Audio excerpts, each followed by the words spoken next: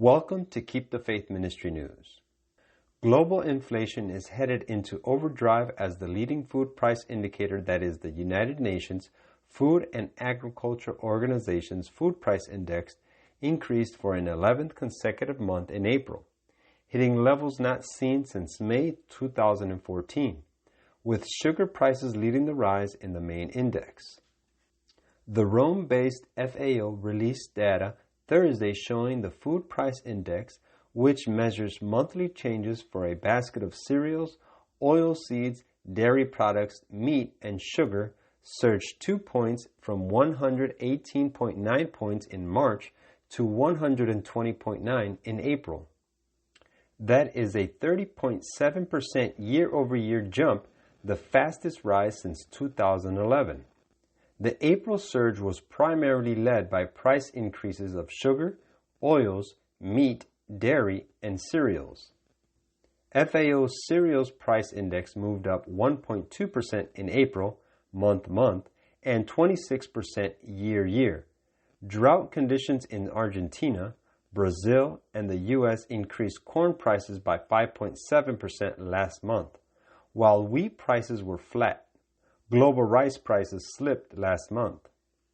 FAO's vegetable oil price index rose 1.8% last month because of increasing soy, rapeseed oil, and palm oil prices, which offset lower sunflower oil prices.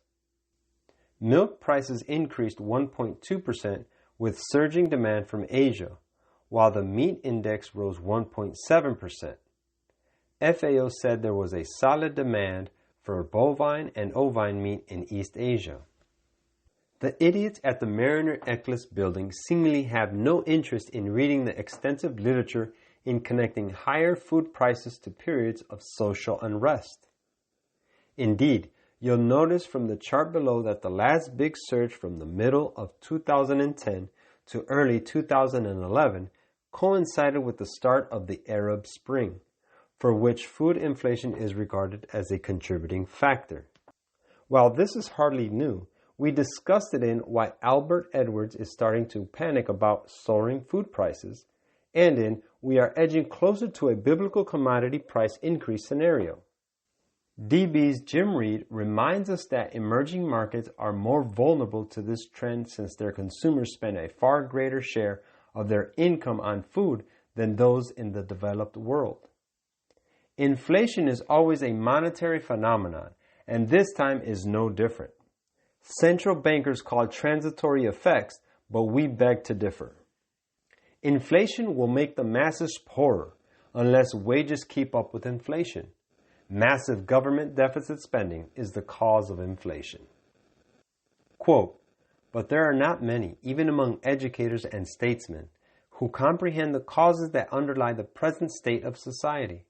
Those who hold the reins of government are unable to solve the problem of poverty, pauperism, and increasing crime. They are struggling in vain to place business operations on a more secure basis. Ministry of Healing, page 183. This is Keep the Faith Ministry News. Thank you for watching.